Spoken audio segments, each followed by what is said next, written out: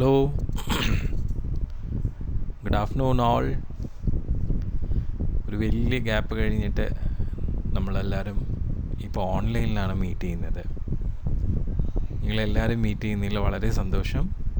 കാണാൻ പറ്റുന്നില്ല എന്നുള്ളൊരു വിഷമം മാത്രമേ ഉള്ളൂ. എങ്കിലും നമുക്ക് പെട്ടെന്ന് തന്നെ കാണാമെന്ന് പ്രതീക്ഷിക്കുന്നു. എനിവേ, ഈ സെമിസ്റ്ററിൽ ഞാൻ നിങ്ങൾക്ക് ഒരു പുതിയ സബ്ജക്റ്റാണ് എമേർജിങ് ട്രെൻഡ്സ് ഇൻ മാനേജ്മെൻറ്റ് എന്നുള്ള സബ്ജക്റ്റാണ് ഞാൻ എടുക്കുന്നത്.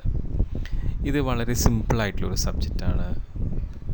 ഞാൻ നേരത്തെ നിങ്ങൾക്ക് ലോ എടുത്തിരുന്ന പോലെ അങ്ങനെ ശ്രദ്ധിച്ച് പഠിക്കേണ്ട ആവശ്യമൊന്നുമില്ല. ജസ്റ്റ് ഒന്ന് മനസ്സിലാക്കി വെച്ചാൽ നമുക്ക് എഴുതാവുന്ന സബ്ജക്റ്റാണ്.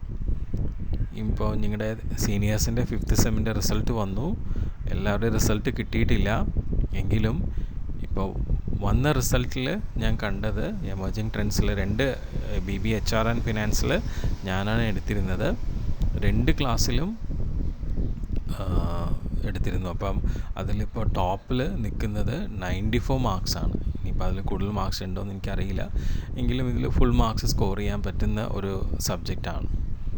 അപ്പോൾ ഈ എമേർജിങ് ട്രെൻഡ്സ് ഇൻ മാനേജ്മെൻറ്റ് എന്ന് പറയുന്ന ഈ സബ്ജക്റ്റിൽ എന്താണ് ഉദ്ദേശിക്കുന്നതെന്ന് വെച്ച് കഴിഞ്ഞാൽ, ഇപ്പോഴത്തെ ഒരു മോഡേൺ ബിസിനസ്സിൽ ഒരുപാട് റാപ്പിഡായിട്ട് ബിസിനസ്സുകൾ വളർന്നുകൊണ്ടിരിക്കുന്ന സാഹചര്യമാണ് മോഡേൺ ബിസിനസ്, ചെറുതും വലുതുമായിട്ടൊക്കെ. അപ്പം സ്വാഭാവികമായിട്ട് കോമ്പറ്റീഷൻ കൂടുന്നു. അതുപോലെ തന്നെ ഒരുപാട് കോംപ്ലക്സ് ആയിട്ടുള്ള അഫയേഴ്സ് ബിസിനസ്സുകൾ ഫേസ് ചെയ്യേണ്ടതായിട്ട് വരുന്നുണ്ട്. അപ്പോൾ ഇങ്ങനത്തെ സാഹചര്യങ്ങളിൽ എന്താ കണ്ടതെന്ന് വെച്ച് കഴിഞ്ഞാൽ, പല ബിസിനസ് കൺസേൺസിലും ഉള്ള എക്സ്പേർട്സ് എന്ന് പറയുമ്പോൾ നമ്മുടെ മാനേജർ ലെവലുള്ള ആൾക്കാർ പല ഇന്നോവേറ്റീവായിട്ടുള്ള ടെക്നിക്സുകൾ അവരുടെ എക്സ്പീരിയൻസ് അനുസരിച്ച് അവർ ഡെവലപ്പ് ചെയ്തിട്ടുണ്ട്. അപ്പോൾ അങ്ങനെയുള്ള ഇന്നോവേറ്റീവായിട്ടുള്ള ടെക്നിക്സ് കൊണ്ടാണ് ഇപ്പോഴത്തെ പുതിയ മോഡേൺ മാനേജ്മെൻറ്റിൽ പല കാര്യങ്ങളും അവർ ചെയ്യുന്നത്. അപ്പോൾ അങ്ങനെയുള്ള ഇന്നോവേറ്റീവായിട്ടുള്ള ടെക്നിക്സിനെ കുറിച്ച് പ്രതിപാദിക്കുന്ന ഒരു സബ്ജക്റ്റാണ് എമേർജിങ് ട്രെൻഡ്സ് ഇൻ മാനേജ്മെൻറ്റ്. ഇപ്പം ഏതൊരു ഫങ്ഷണൽ ഏരിയ എടുക്കുകയാണെങ്കിലും, whether it is production, marketing, finance, HR, എല്ലാത്തിലും ഒരുപാട് എക്സ്പേർട്സ് ഉണ്ട്. അപ്പോൾ ഇവരൊക്കെ എന്ന് വെച്ചാൽ ഓരോ മാറ്റങ്ങൾക്കും വിധേയമാവുമ്പോൾ അവർ ഫേസ് ചെയ്യുന്ന പ്രോബ്ലം അനുസരിച്ച് അവർ തന്നെ ടെക്നിക്സ് ഡെവലപ്പ് ചെയ്യുന്നുണ്ട്. ചില ടെക്നിക്സ് നമുക്ക് കോമൺ ആയിട്ട് ഫോളോ ചെയ്യാം. ചില ടെക്നിക്സ് അതാത് ഓർഗനൈസേഷനിൽ മാത്രം ഇംപ്ലിമെൻ്റ് ചെയ്യാൻ പറ്റുന്നതായിരിക്കും. അപ്പോൾ ഇവിടെ നമ്മളുടെ എമേർജിങ് ട്രെൻഡ്സ് ഇൻ മാനേജ്മെൻറ്റിൽ നമ്മൾ മാർക്കറ്റിംഗ് റിലേറ്റഡ് ആയിട്ടുള്ള കുറച്ച് ഇന്നോവേറ്റീവ് ടെക്നിക്സാണ് നമ്മൾ മനസ്സിലാക്കാൻ പോകുന്നത്. ഇവിടെ ഈ ഒരു സബ്ജക്റ്റിൻ്റെ പ്രത്യേകത വെച്ച് കഴിഞ്ഞാൽ, സാധാരണ ഇപ്പം മറ്റുള്ള സബ്ജക്ട്സിലൊക്കെ 5ഉം 6ഉം മോഡ്യൂൾസൊക്കെ ഉണ്ടാവുക. പക്ഷേ ഇവിടെ ഈ സബ്ജക്റ്റിന് നമുക്ക് 3 മോഡ്യൂൾസേ ഉള്ളൂ. അതായത് നമ്മളുടെ മോഡേൺ മാനേജ്മെൻറ്റിലുള്ള ഇന്നോവേറ്റീവായിട്ടുള്ള 3 ടെക്നിക്സാണ് ഇവിടെ പറയുന്നത്. അതാണ് 3 മോഡ്യൂൾസായിട്ട് വന്നിട്ടുള്ളത്. ഓക്കെ, ആ മോഡ്യൂൾസ് എന്ന് വെച്ച് കഴിഞ്ഞാൽ, ഒന്ന് സപ്ലൈ ചെയിൻ മാനേജ്മെൻറ്റ്, നിങ്ങളെപ്പോഴും കേട്ടിട്ടുണ്ടാവും അല്ലേ? അതിൽ നമുക്ക് PG ഹയർ സ്റ്റഡീസ് വരെ ഇപ്പോൾ ഫോം ചെയ്തിട്ടുണ്ട്. MBA supply chain management. അതുപോലെ ലോജിസ്റ്റിക്സ് മാനേജ്മെൻറ്റ്, MBA ലോജിസ്റ്റിക്സ് അതും വന്നിട്ടുണ്ട്. പിന്നെ ടോട്ടൽ ക്വാളിറ്റി മാനേജ്മെൻറ്റ്. ഇങ്ങനെയുള്ള 3 സബ്ജക്ട്സാണ് നമുക്ക് ഇതിൽ ഈ ടോപ്പിക്കിൽ പഠിക്കാനുള്ളത്. ഇനി നമുക്ക് നമ്മുടെ സപ്ലൈ ചെയിൻ മാനേജ്മെൻറ്റ് എന്ന് പറഞ്ഞ ആ ഒരു ഇന്നോവേറ്റീവ് ടെക്നിക്കിനെ കുറിച്ചിട്ട് നമുക്ക് മനസ്സിലാക്കാം. ഇതാണ് നമ്മുടെ ആദ്യത്തെ മോഡ്യൂൾ. അപ്പം ഈ മോഡ്യൂള് ശരിക്കും പറഞ്ഞാൽ നിങ്ങളുടെ 4th സെമ്മിൽ മാർക്കറ്റിംഗ് മാനേജ്മെൻറ്റ് പഠിച്ചിട്ടുണ്ടായിരുന്നു അല്ലേ? അതിൽ നമുക്കെല്ലാവർക്കും അറിയാവുന്നതും വളരെ സുപരിചിതമായിട്ടുള്ളൊരു കാര്യമാണ് 4 P's of marketing: product, price, place and promotion. ഈ 4 P's ഓഫ് മാർക്കറ്റിങ്ങിൽ ഇതിൽ വളരെ ഇമ്പോർട്ടൻ്റ് ആയിട്ടുള്ള ഒരു കീ എലമെൻ്റ് എന്ന് പറയുന്നത് പ്ലേസ് ആണ്.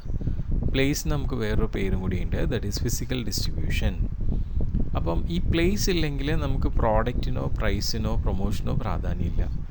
ആ പീസ് എല്ലാം ഇൻവാലിഡ് ആവും.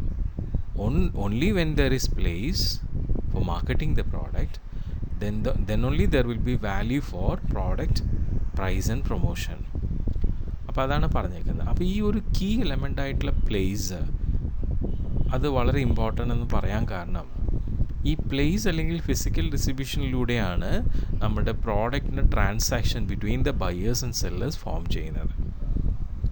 പക്ഷേ ഇപ്പോഴത്തെ മോഡേൺ ബിസിനസ്സിൽ ഈ പ്ലേസിൽ നമ്മൾ കണ്ട ഒരു പ്രത്യേകത വെച്ച് കഴിഞ്ഞാൽ, ആ പ്ലേസിലാണല്ലോ കസ്റ്റമേഴ്സ് ഉള്ളത്, ബയേഴ്സ്. അവർ എക്സ്പെക്റ്റ് ചെയ്യുന്ന പ്രോഡക്റ്റ്സ് വളരെ ക്വിക്കായിട്ടാണ് അവർ എക്സ്പെക്റ്റ് ചെയ്യുന്നത്. അവർക്കധികം ഡിലേ വരുത്താൻ താല്പര്യമില്ല. അപ്പോൾ ഈ ഒരു കസ്റ്റമേഴ്സിൻ്റെ ട്രെൻഡ് മനസ്സിലാക്കിക്കൊണ്ട് നമ്മളുടെ മാർക്കറ്റേഴ്സ്, അതായത് നമ്മുടെ സെല്ലേഴ്സ്, അവരെന്താ ചെയ്യണമെന്ന് വെച്ച് കഴിഞ്ഞാൽ, കസ്റ്റമേഴ്സിൻ്റെ ആ റിക്വയർമെൻറ്റ് അനുസരിച്ച് അവർക്ക് വളരെ ക്വിക്കായിട്ട് പ്രോഡക്ട്സ് പ്രൊവൈഡ് ചെയ്ത് കൊടുക്കാനുള്ള എല്ലാ അറേഞ്ച്മെൻറ്റ്സും നമ്മളുടെ മാർക്കറ്റേഴ്സ് അല്ലെങ്കിൽ സെല്ലേഴ്സ് പ്രൊവൈഡ് ചെയ്ത് കൊടുക്കുന്നുണ്ട്. അതുകൊണ്ട് തന്നെ നമ്മുടെ പ്ലേസ് അല്ലെങ്കിൽ ഫിസിക്കൽ ഡിസ്ട്രിബ്യൂഷൻ, മാർക്കറ്റിങ്ങിലെ 4 P'സിലുള്ള പ്ലേസ് അല്ലെങ്കിൽ ഫിസിക്കൽ ഡിസ്ട്രിബ്യൂഷൻ ഇപ്പം മാറിയിരിക്കുന്ന, അതിൽ വരുന്ന ഒരു മാറ്റം എന്താണെന്ന് വെച്ച് കഴിഞ്ഞാൽ, timely availability of the product. അത് നമ്മുടെ ആ പ്ലേസിൽ വളരെ ഇമ്പോർട്ടൻ്റ് ആയിട്ട് ഫോം ചെയ്തേക്കാണ്. അപ്പോൾ അതുകൊണ്ട് തന്നെ നമ്മുടെ മാർക്കറ്റിൽ എത്ര വലിയ പ്രോഡക്റ്റ് ആയിക്കോട്ടെ, even if it is A branded product, നമ്മുടെ കസ്റ്റമേഴ്സിൻ്റെ ഓർഡർ അനുസരിച്ച് ഇൻ ടൈം എത്തിക്കാൻ പറ്റിയില്ലെങ്കിൽ ആ ഒരു പ്രോഡക്റ്റിൻ്റെ ഇന്നബിലിറ്റി കൊണ്ട് ആ പ്രോഡക്റ്റിൻ്റെ ഡിമാൻഡ് തന്നെ ഷിഫ്റ്റ് ചെയ്ത് പോകുന്നതായിട്ടാണ് കാണുന്നത്. എത്ര വലിയ ബ്രാൻഡഡ് പ്രോഡക്റ്റ് ആയാലും അത് കസ്റ്റമർ ആവശ്യപ്പെടുന്ന സമയത്ത് കിട്ടിയില്ല എന്നുണ്ടെങ്കിൽ ഓട്ടോമാറ്റിക്കലി എന്ത് ചെയ്യുന്നു, കസ്റ്റമേഴ്സ് അതിൽ നിന്ന് ഷിഫ്റ്റ് ചെയ്ത് പോവുകയാണ് ചെയ്യുന്നത്. അപ്പം അതുകൊണ്ട് തന്നെ ആ പ്രോഡക്റ്റ്സ് ഉണ്ടാക്കുന്ന മാനുഫാക്ചേഴ്സ് ആയാലും നമ്മളുടെ ആ പ്രോഡക്റ്റിൻ്റെ ഫ്ലോ അതുണ്ടാക്കി കഴിഞ്ഞാൽ ടൈംലി നമ്മുടെ കസ്റ്റമേഴ്സിൽ എത്തിക്കുന്ന ആ ക്വിക്ക് ഡെലിവറി, അത് ആ സ്മൂത്ത് ഫ്ലോയ്ക്കും മാനുഫാക്ചേഴ്സ് അടക്കം ഇമ്പോർട്ടൻസ് കൊടുത്തു. അപ്പോൾ ഇങ്ങനെ വന്നപ്പോൾ നമ്മളുടെ ആ മോഡേൺ ബിസിനസ്സിൽ ഒരു ടെക്നിക്ക് അവർ ഫോം ചെയ്യാൻ ശ്രമിച്ചത് ഇങ്ങനെയാണ്. അതായത് ഒരു പ്രോഡക്റ്റിൻ്റെ മാനുഫാക്ചറിങ് നമ്മൾ എടുക്കുമ്പോൾ അതിന് പിന്നിൽ പ്രവർത്തിക്കുന്ന ഒരുപാട് ഇൻഡിവിജ്വൽ ഓർഗനൈസേഷൻസ് ഉണ്ട്. അപ്പം ഈ ഓർഗനൈസേഷൻസൊക്കെ ഇതിനു മുമ്പ് അവരുടെ ഇൻഡിവിജ്വൽ ഇതിൽ തന്നെയാണ് ഇരുന്നത്. ഓക്കെ, ഫോർ എക്സാമ്പിൾ, ഇപ്പം ഒരു പ്രോഡക്റ്റ് പ്രൊഡ്യൂസ് ചെയ്യണമെങ്കിൽ നമുക്ക് റോ മെറ്റീരിയൽസ് വേണം. അപ്പോൾ ആ റോ മെറ്റീരിയൽസ് സപ്ലൈ ചെയ്യുന്ന സപ്ലയേഴ്സ്, അത് ഒരു ഇൻഡിവിജ്വൽ ഓർഗനൈസേഷനാണ്. അപ്പോൾ ഈ ഓർഗനൈസേഷൻ തനിച്ചാണ് അവർ വർക്ക് ചെയ്തിരുന്നത്. അവർ മാനുഫാക്ചറർ റോ മെറ്റീരിയൽ ആവശ്യപ്പെടുമ്പോൾ കൊണ്ടു കൊടുക്കുന്നു, അതോടുകൂടി അവരുടെ ബന്ധം കഴിഞ്ഞു. പിന്നെ മാനുഫാക്ചറർ ആ റോ മെറ്റീരിയൽസ് വാങ്ങിച്ച് പ്രോഡക്റ്റ് പ്രൊഡ്യൂസ് ചെയ്യുന്നു. പിന്നെ ഡിസ്ട്രിബ്യൂട്ടേഴ്സ് അത് കൊണ്ടുവന്ന് വാങ്ങിക്കുന്നു. അപ്പോൾ ഡിസ്ട്രിബ്യൂട്ടേഴ്സിന് മാനുഫാക്ചർ പ്രോഡക്ട്സ് കൊടുത്തു കഴിഞ്ഞാൽ പിന്നെ അവർ ബന്ധം കഴിഞ്ഞു. സോ അങ്ങനെ ഇൻഡിവിജ്വലായിട്ടാണ് ഓരോ ഓർഗനൈസേഷനും നേരത്തെ ഉണ്ടായിരുന്നത്. പക്ഷേ ഇപ്പം ഈ quick timely delivery quality products എന്നുള്ള ഇത് വന്നപ്പോൾ ഈ ഇൻഡിവിജ്വലായിട്ടുള്ള പാർട്ടീസ് എല്ലാം എന്ത് ചെയ്തു, എല്ലാം ഒന്നിച്ച് നിൽക്കാനായിട്ട് ശ്രമിച്ചു. അതാണ് ഈ ഒരു പുതിയ ടെക്നിക്ക് പറയുന്നത്. So in this concern, several individual parties who involved from raw material supply, manufacturing, distribution of products to the end users works as a chain to ensure uninterrupted flow of products to the needy customers. അപ്പോൾ അവർ വിചാരിച്ചത് ഇങ്ങനെയാണ്, നമ്മളിങ്ങനെ തനിച്ച് നിന്ന് കഴിഞ്ഞാൽ നമുക്ക് ഈ പറയുന്ന മാർക്കറ്റിൽ ഉണ്ടാവുന്ന ഈ മാറ്റങ്ങൾക്ക് നമുക്കൊരു സൊല്യൂഷൻ കണ്ടെത്താൻ പറ്റില്ല. അപ്പോൾ നമുക്കെല്ലാവർക്കും ഒന്നിച്ച് നിൽക്കാം, സോ ദാറ്റ് നമുക്ക് ക്വിക്കായിട്ട് തന്നെ പ്രോഡക്റ്റ്സ് കസ്റ്റമറിലേക്ക് എത്തിക്കാം. അപ്പോൾ അതുകൊണ്ട് എല്ലാവർക്കും ഗുണമുണ്ട്. അപ്പോൾ അവരെല്ലാം ഒരുമിച്ച് നിൽക്കാൻ വിചാരിച്ചു. സോ അങ്ങനെ ഒരു ചെയിനായിട്ട് ഈ ഇൻഡിവിജ്വൽ പാർട്ടീസ് എൻഗേജായി നമുക്ക് നമ്മുടെ കസ്റ്റമേഴ്സിന് പ്രോപ്പർ ടൈമിൽ പ്രോഡക്ട്സും അതിന് റിലേറ്റഡ് ആയിട്ടുള്ള ഡെലിവറി സർവീസും പ്രൊവൈഡ് ചെയ്യുന്ന ആ ഒരു പ്രോസസ്സ്, അതിനെയാണ് നമ്മൾ സപ്ലൈ ചെയിൻ കൊണ്ട് മീൻ ചെയ്യുന്നത്. അപ്പോൾ supply chain management, supply chain എന്ന് പറയുന്നത് എന്താണെന്ന് മനസ്സിലായല്ലോ അല്ലേ? അപ്പോൾ നമ്മളിത് മാർക്കറ്റിങ്ങിൽ നിന്നാണ് സ്റ്റാർട്ട് ചെയ്തത്. മാർക്കറ്റിങ്ങിൽ നമ്മൾ ആ 4 P'സിൽ പ്ലേസ് അല്ലെങ്കിൽ ഫിസിക്കൽ ഡിസ്ട്രിബ്യൂഷനിൽ നിന്നുമാണ് ശരിക്കും പറഞ്ഞാൽ സപ്ലൈ ചെയിൻ എന്നുള്ള ഒരു കൺസെപ്റ്റ് ഡിറൈവ് ആയത്. ഓക്കെ, ഇനി നമുക്ക് ആദ്യമായിട്ട് സപ്ലൈ ചെയിൻ എന്താണ്, ഡെഫിനിഷൻ എന്താണെന്ന് നോക്കാം.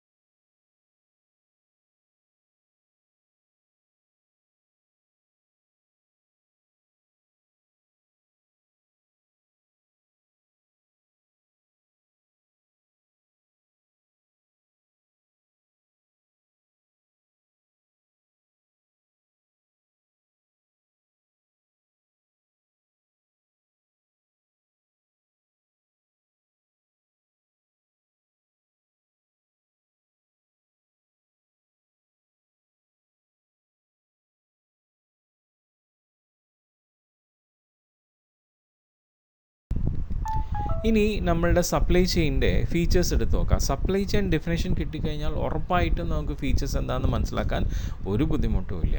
കാരണം ആ ഡെഫിനേഷൻ തന്നെയാണ് നമുക്ക് സപ്ലൈ ചെയിൻ്റെ ഫീച്ചേഴ്സിനെ കുറിച്ചും പറയുന്നത്. സപ്ലൈ ചെയിൻ എന്ന് പറയുന്ന ഒരു നെറ്റ്വർക്കാണ്. അതിൽ പല ഓർഗനൈസേഷൻസ് ഉണ്ട്. ഈ നെറ്റ്വർക്കിലുള്ള ഓർഗനൈസേഷൻസ് എല്ലാം കണക്റ്റഡ് ആണ്, ഇൻ്റർ ഡിപ്പെൻഡൻ്റ് ആണ്. ഈ ഇപ്പം ഈ നെറ്റ്വർക്കിലുള്ള ഓരോ ഓർഗനൈസേഷൻസും അവർ പല different പ്രോസസ്സിലാണ് engaged.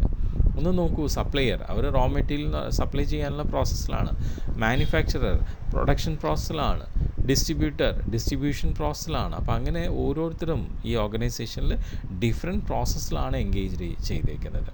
So they work together in A cooperative, വളരെ കോപ്പറേറ്റീവായിട്ടുള്ള സഹകരണ രീതിയിലാണ് അവരെന്ത് ചെയ്യുന്നത്, വർക്ക് ചെയ്യുന്നത്. അപ്പോൾ സപ്ലയർ റോ മെറ്റീരിയൽ പ്രൊവൈഡ് ചെയ്യുമ്പോൾ മാനുഫാക്ചർക്ക് ഇനി അടുത്ത റോ മെറ്റീരിയൽ എപ്പോഴാണ് വേണ്ടതെന്നുള്ളതും കൂടി അവൻ മനസ്സിലാക്കി വയ്ക്കും. ചോദിക്കുമ്പോൾ കൊടുക്കൽ മാത്രമല്ല. അപ്പോൾ ആ രീതിയിൽ കോപ്പറേറ്റീവായിട്ട്. പിന്നെ ഓൾ ദ ഓർഗനൈസേഷൻ അപ്പോൾ ഇവരെല്ലാം എന്ത് ചെയ്യുന്നുണ്ട്, കൺട്രോളിങ്ങിലും മാനേജിങ്ങിലും ഇംപ്രൂവിങ്ങിലും എല്ലാം അവർ എൻഗേജ്ഡ് ആണ്. അപ്പോൾ അതുകൊണ്ട് flow of material and information smooth ആവാം. പിന്നെ ഈ material and information flow from supply. അപ്പോൾ സപ്ലൈയിൽ നിന്നും കസ്റ്റമറിലേക്കാണ് ഇത് ഫ്ലോ ചെയ്യുന്നത്. നോക്കൂ, സപ്ലൈയിൽ നിന്നും മാനുഫാക്ചറിൽ നിന്നും ഡിസ്ട്രിബ്യൂട്ടേഴ്സിൽ നിന്നും കസ്റ്റമേഴ്സ്. ഈ രീതിയിലാണ് മെറ്റീരിയൽ ഫ്ലോ ചെയ്യുന്നത്. അതേ രീതിയിൽ തന്നെയാണ് അതിന് റിലേറ്റഡ് ആയിട്ടുള്ള ഇൻഫർമേഷൻസും ഫ്ലോ ചെയ്യുന്നത്. അപ്പം അതിൽ വേറെ വളരെ ഇമ്പോർട്ടൻ്റ് ആയിട്ടുള്ളൊരു കാര്യം എന്താണെന്ന് വെച്ച് കഴിഞ്ഞാൽ, ഈ പറയുന്ന മെറ്റീരിയൽ ഫ്ലോ നടക്കുമ്പോൾ അതിൻ്റെ വാല്യൂ ഇൻക്രീസ് ചെയ്യപ്പെടുകയാണ് ചെയ്യുന്നത്. നോക്കൂ, സപ്ലൈയുടെ കയ്യിൽ നിന്ന് റോ മെറ്റീരിയൽ വന്നു.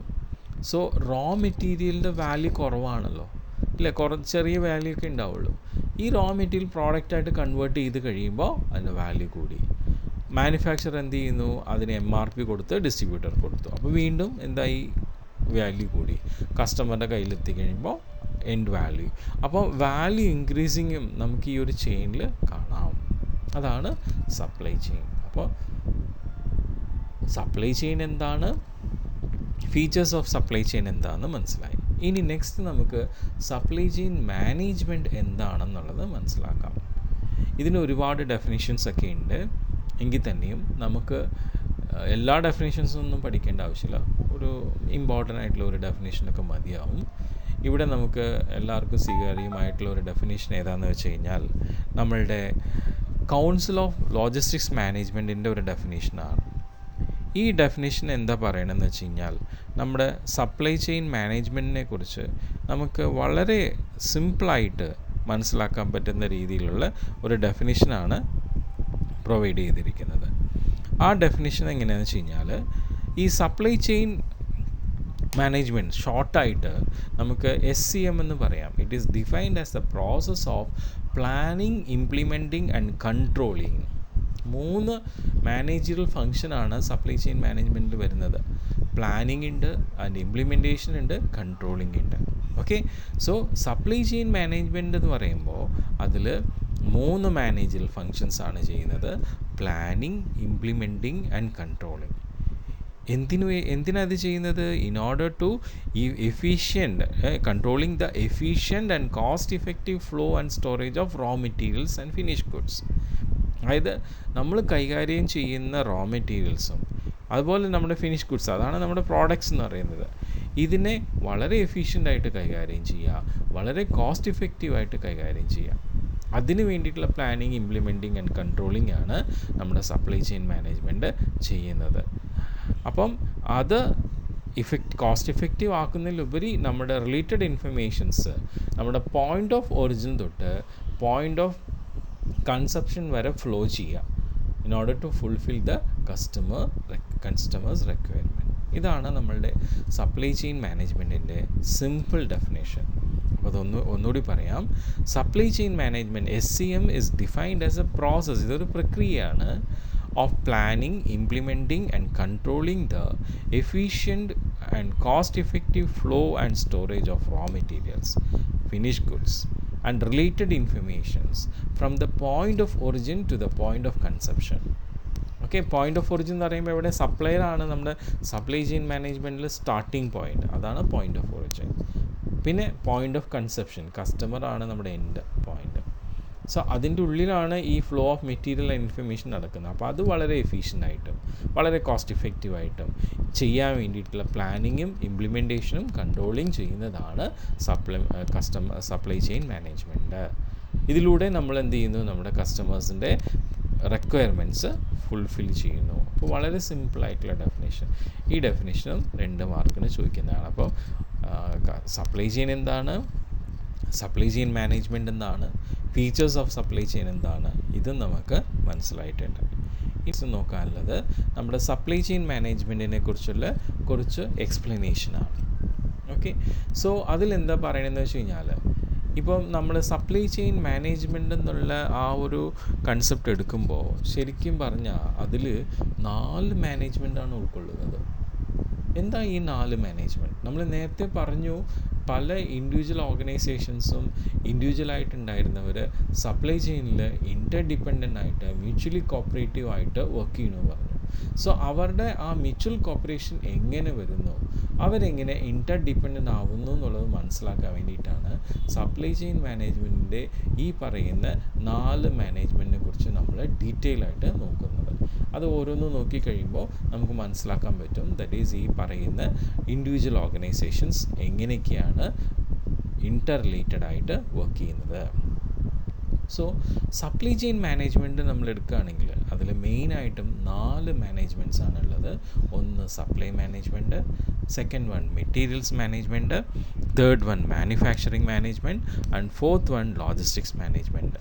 ഞാൻ നേരത്തെ പറഞ്ഞു, നമ്മൾ എമേർജിങ് ട്രെൻഡ്സ് ഇൻ മാനേജ്മെൻറ്റിൽ നമുക്ക് 3 മോഡ്യൂൾസ് ആണ്: supply chain management, logistics management and total quality management.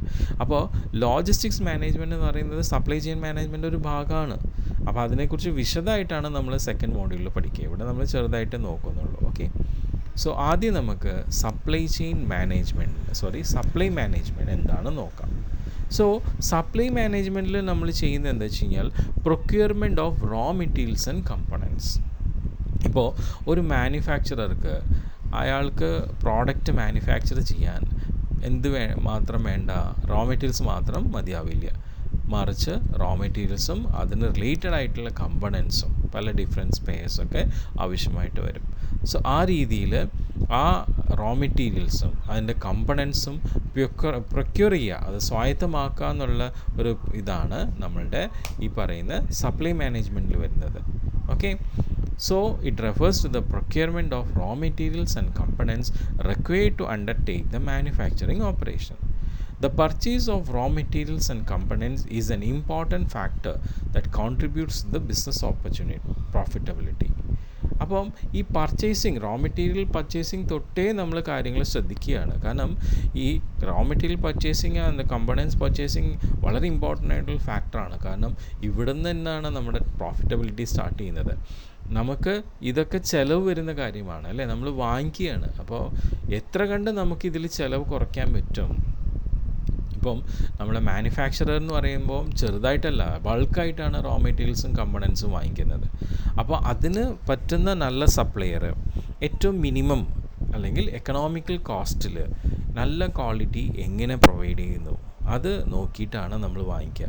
അപ്പോൾ നമുക്ക് എത്ര കണ്ട് നമ്മുടെ കോസ്റ്റ് കുറയ്ക്കാൻ പറ്റുന്നുണ്ടോ, അതേസമയം ക്വാളിറ്റി മെയിൻറ്റെയിൻ ചെയ്യണം കേട്ടോ. സോ ആ രീതിയിൽ നമുക്ക് എത്ര കണ്ട് കുറയ്ക്കാൻ പറ്റുന്നുണ്ടോ അതനുസരിച്ചിട്ടാണ് നമുക്ക് പ്രോഫിറ്റ് ഉണ്ടാവുക. അപ്പം പർച്ചേസിങ് തൊട്ടേ നമ്മൾ പ്രോഫിറ്റിൻ്റെ കാര്യം നോക്കുക. അല്ലാതെ ഇപ്പോൾ നമ്മൾ പ്രോഡക്റ്റ് സെയിൽ കൊണ്ട് മാത്രമല്ല പ്രോഫിറ്റ് ഉദ്ദേശിക്കുന്നത്. നമുക്ക് കോസ്റ്റ് എത്ര കണ്ട് കുറയ്ക്കാൻ പറ്റുന്ന കൂടി നോക്കിയിട്ടാണ് നമ്മുടെ പ്രോഫിറ്റ് തീരുമാനിക്കുന്നത്. ഓക്കെ, സോ ഈ റോ മെറ്റീരിയൽ പർച്ചേസ് അതുപോലെ കമ്പണൻസിൻ്റെ പർച്ചേസ് സപ്ലൈ മാനേജ്മെൻറ്റിൽ നമ്മൾ വളരെ ശ്രദ്ധിക്കുന്നത് നമ്മുടെ പ്രോഫിറ്റബിലിറ്റിക്ക് അത് എത്രമാത്രം കോൺട്രിബ്യൂട്ട് ചെയ്യും എന്നുള്ളതിനെക്കുറിച്ച് അറിയാൻ വേണ്ടിയിട്ടാണ്. അപ്പം ഇവിടെ നമ്മളുടെ പർച്ചേസ് ഡിപ്പാർട്ട്മെൻറ്റ് ഉണ്ടാവും അല്ലേ. അപ്പോൾ ആ പർച്ചേസ് ഡിപ്പാർട്ട്മെൻറ്റിൽ പർച്ചേസ് മാനേജേഴ്സ് ഉണ്ടാവും, അതിന് റിലേറ്റഡ് ആയിട്ടുള്ള ആൾക്കാരുണ്ടാവും. ഒരു ടീമാണ്, അവരാണ് എന്ത് ചെയ്യുന്നത്, പർച്ചേസ് ചെയ്യുന്നത്.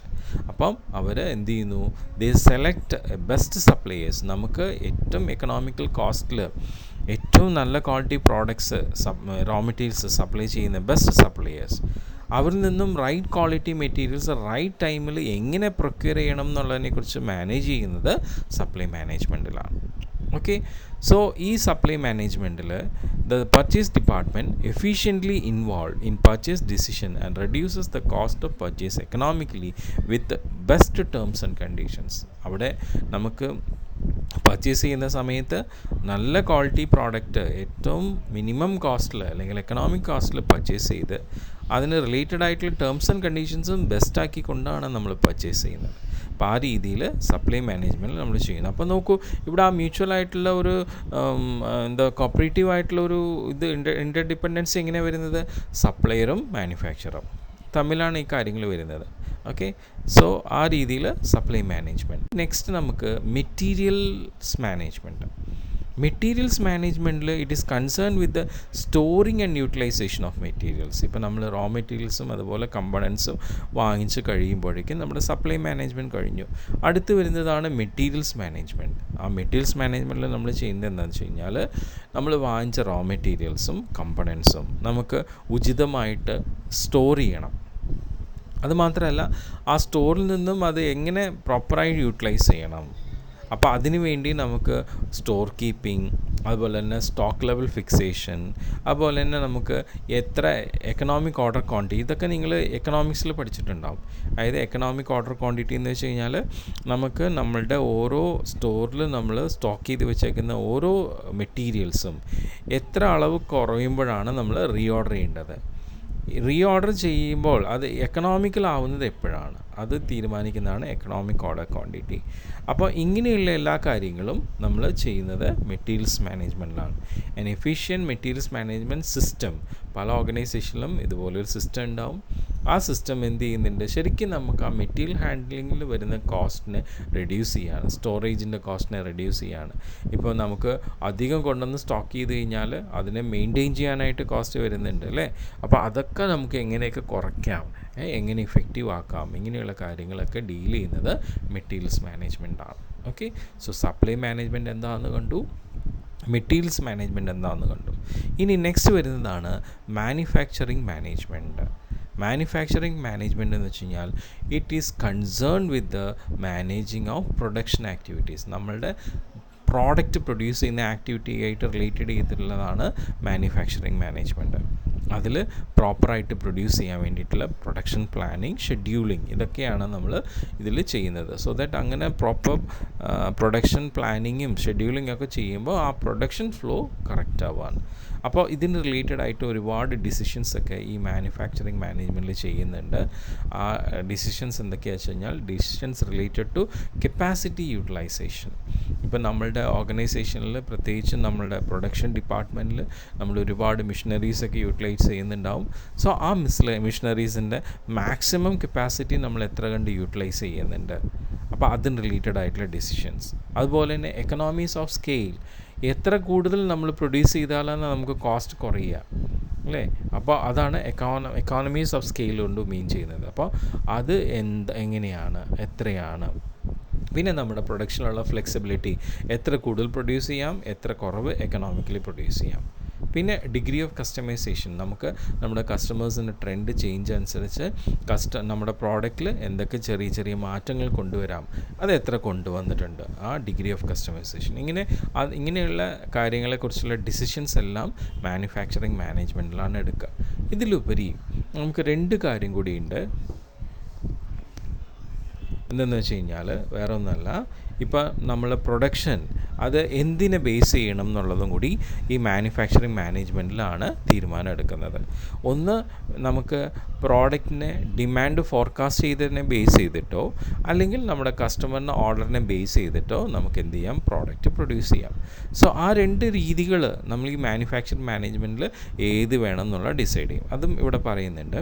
The business concern can follow anticipatory production strategy, ഒന്നില്ലെങ്കിൽ ആൻറ്റിസിപ്പേറ്ററി പ്രൊഡക്ഷൻ സ്ട്രാറ്റജി. എന്താണത്? That is the production based on forecasted demand. നമ്മൾ ഇതിന് ഫ്യൂച്ചറിൽ നമ്മുടെ പ്രോഡക്റ്റ് ഇത്ര ഡിമാൻഡ് ഉണ്ടാവും എന്നുള്ള ഫോർകാസ്റ്റ് ചെയ്തിട്ട് അതനുസരിച്ച് നമുക്ക് പ്രോഡക്ട്സ് പ്രൊഡ്യൂസ് ചെയ്യാം. അതാണ് ആൻറ്റിസിപ്പേറ്ററി പ്രൊഡക്ഷൻ സ്ട്രാറ്റജി. ഇനി അതല്ല എന്നുണ്ടെങ്കിൽ നമുക്ക് വേണമെങ്കിൽ എന്ത് ചെയ്യാം, റെസ്പോൺസീവ് പ്രൊഡക്ഷൻ സ്ട്രാറ്റജി, അതായത് കസ്റ്റമേഴ്സിൻ്റെ ഓർഡർ വരുന്ന അനുസരിച്ച് പ്രൊഡ്യൂസ് ചെയ്യുക. ഇതിലേത് വേണം, നമുക്ക് ഏതായിരിക്കും നന്നാവുക, ഇതൊക്കെ നമുക്ക് മാനുഫാക്ചറിങ് മാനേജ്മെൻറ്റിൽ തീരുമാനിക്കേണ്ട കാര്യങ്ങളാണ്. അതാണ് മാനുഫാക്ചറിങ് മാനേജ്മെൻറ്റ്. നമ്മുടെ സപ്ലൈ ചെയിനിൽ ലാസ്റ്റ് വരുന്ന ഒരു മാനേജ്മെൻറ്റാണ് ലോജിസ്റ്റിക്സ് മാനേജ്മെൻറ്റ്. ഇത് നമ്മളുടെ ഗുഡ്സ് ആൻഡ് സർവീസസ്, ഗുഡ്സ് എന്ന് പറയുമ്പോൾ നമ്മളുടെ ഫിനിഷ് ഗുഡ്സ് പ്രോഡക്ട്സിനെയാണ് ഉദ്ദേശിക്കുന്നത്. അതിന് റിലേറ്റഡ് ആയിട്ടുള്ള സർവീസസ് അത് പ്രോപ്പർലി നമ്മുടെ കസ്റ്റമേഴ്സിന് ഡെലിവറി ചെയ്യുക എന്നുള്ളതാണ് ലോജിസ്റ്റിക്സ് മാനേജ്മെൻറ്റിൽ വരുന്ന മെയിൻ ഫങ്ഷൻ. ഓക്കെ, സോ അവിടെ നമ്മൾ എന്ത് ചെയ്യുന്നുണ്ട്? Planning, implementing and controlling the flow of goods and services from the point of production to the point of consumption. അപ്പോൾ ഒന്ന് നോക്കൂ, നമ്മുടെ സപ്ലൈ ചെയിൻ മാനേജ്മെൻറ്റിൽ പോയിൻ്റ് ഓഫ് ഒറിജിൻ ഉണ്ട്, പോയിൻ്റ് ഓഫ് പ്രൊഡക്ഷൻ ഉണ്ട്, പോയിൻ്റ് ഓഫ് കൺസപ്ഷൻ ഉണ്ട്, അല്ലേ? അപ്പോൾ സപ്ലൈ ചെയിൻ മാനേജ്മെൻറ്റിൽ നമ്മൾ material and information flow from point of origin to point of consumption, അല്ലേ? ഇവിടെ ലോജിസ്റ്റിക്സിൽ എന്താ വരുന്നത്? അവരുടെ ഡീലിംഗ് വരുന്നത് പോയിൻ്റ് ഓഫ് പ്രൊഡക്ഷൻ തൊട്ട്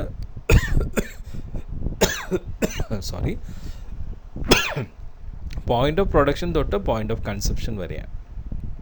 so logistics it ensures the ready availability of products. അപ്പോൾ ഈ ലോജിസ്റ്റിക്സാണ് നമ്മുടെ കസ്റ്റമേഴ്സിന് ആവശ്യമായിട്ടുള്ള പ്രോഡക്ട്സ് അതിന് റെഡി അവൈലബിലിറ്റി ആക്കി കൊടുക്കുന്നതും ടൈമിലി അവരിലേക്ക് എത്തിച്ചു കൊടുക്കുന്നത്. Hence logistics management undertakes the activity of warehousing and അപ്പോൾ ലോജിസ്റ്റിക്സ് എന്ത് ചെയ്യുന്നുണ്ട്?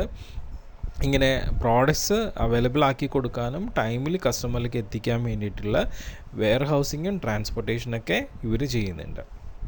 അതിപ്പോൾ ഇൻഡിവിജ്വൽ ഓർഗനൈസേഷൻസ് വെയർ ഹൗസേഴ്സായിട്ടും ട്രാൻസ്പോർട്ടേഴ്സായിട്ടും ഈ ലോജിസ്റ്റിക്സിൽ വരുന്നുണ്ട്. അപ്പോൾ അങ്ങനെ നമ്മളുടെ ഈ 4 മാനേജ്മെൻറ്റ് ഏതൊക്കെയാണ്? Supply management, materials management, manufacturing management, logistics management. ഇവർ എല്ലാവരും കൂടി എന്ത് ചെയ്യുന്നു? ഇൻട്രാക്ട് ചെയ്തിട്ട് അവരുടെ ആക്ടിവിറ്റീസിൽ എത്ര കണ്ട് കോസ്റ്റുകൾ റെഡ്യൂസ് ചെയ്യാം, എന്നാൽ നമ്മളെ കസ്റ്റമറിൻ്റെ സർവീസ് എത്ര കണ്ട് ഇമ്പ്രൂവ് ചെയ്യാം, ഇതെല്ലാം പ്രോപ്പറായിട്ട് ഇൻ്റഗ്രേറ്റ് ചെയ്ത് ഫോം ചെയ്യുന്നതാണ് നമ്മളുടെ സപ്ലൈ ചെയിൻ മാനേജ്മെൻറ്റ്. അപ്പോൾ അങ്ങനെ ഈ സപ്ലൈ ചെയിൻ മാനേജ്മെൻറ്റ് മാർക്കറ്റിങ്ങിൽ ഒരു ഇന്നോവേറ്റീവ് അപ്രോച്ചാണ് നമ്മുടെ മോഡേൺ ബിസിനസ്സിന്. ഇപ്പോൾ ഒരുപാട് ബിസിനസ്സുകൾ ഈ രീതിയിലാണ് നടക്കുന്നത്. ഒരുപാട് ഡെവലപ്മെൻറ്റ്സും ഈ പറയുന്ന സപ്ലൈ ചെയിൻ മാനേജ്മെൻറ്റ് കൊണ്ട് ബിസിനസ്സിന് ഫോം ചെയ്യുന്നുമുണ്ട്. അപ്പോൾ ഇതാണ് നമുക്ക് ഇന്ന് ഉള്ള ടോപ്പിക്ക്. ഈ ടോപ്പിക്ക് ഓരോ സ്ലൈഡും ശരിക്കും മനസ്സിലാക്കിയെടുക്കുക. എന്നിട്ട് നിങ്ങൾക്ക് എന്തെങ്കിലും മനസ്സിലാവാത്ത പോയിൻറ്റ്സ് ഉണ്ടെങ്കിൽ എനിക്ക് വാട്സപ്പ് മെസ്സേജ് അയച്ചു തരിക, ഞാനത് എക്സ്പ്ലെയിൻ ചെയ്ത് തരാം. ഇപ്പം നെറ്റ്വർക്ക് പ്രോബ്ലംസ് ഒരുപാട് ഉള്ളത് കൊണ്ടാണ് ഞാൻ ഇങ്ങനെ ചെയ്യുന്നത്. പിന്നെ ഇതെല്ലാം ഞാൻ ഇപ്പം നിങ്ങൾക്ക് അപ്ലോഡ് ചെയ്ത് കഴിയുമ്പോൾ ഇതെല്ലാം നിങ്ങൾ വായിച്ച് കഴിയുമ്പോൾ വാട്സപ്പിൽ തന്നെ നിങ്ങൾ ഓരോരുത്തരും ഇപ്പം നിങ്ങൾ ഈ എമേർജിങ് ട്രെൻഡ്സ് ഇൻ മാനേജ്മെൻറ്റിൽ ഇപ്പോൾ ഞാൻ ഇന്ന് എടുത്ത ടോപ്പിക് റിലേറ്റഡ് ആയിട്ടുള്ള സമ്മറി നിങ്ങൾ തരണം. സമ്മറി നിങ്ങളുടെ ക്ലാസ് ടീച്ചേഴ്സ് എങ്ങനെ അയക്കണം എന്നൊക്കെ പറഞ്ഞിട്ടുണ്ടല്ലോ, ആ സമ്മറി എനിക്ക് അയച്ചു തരണം. അതിൽ നിങ്ങൾ മനസ്സിലാക്കിയിട്ടുള്ള ടോപ്പിക്കിനെ കുറിച്ചുള്ള കാര്യങ്ങളും പോയിൻറ്റ്സും അതുപോലെ തന്നെ നിങ്ങൾക്ക് ആ സബ്ജക്റ്റ് ഞാൻ എടുത്തത് എത്രത്തോളം ഇഷ്ടപ്പെട്ടു, അത് എത്രത്തോളം മനസ്സിലായി, അല്ലെങ്കിൽ എന്തെങ്കിലുമൊക്കെ വ്യത്യാസം വരുത്താനുണ്ടോ എന്നുള്ള കാര്യങ്ങളൊക്കെ കൂടി അതിൽ എഴുതി തരണം കേട്ടോ. Okay, thank you. ഇനിയിപ്പോൾ അടുത്ത ക്ലാസ്സിൽ നമുക്ക് എന്തായാലും മീറ്റ് ചെയ്യാം. Okay, bye, take care.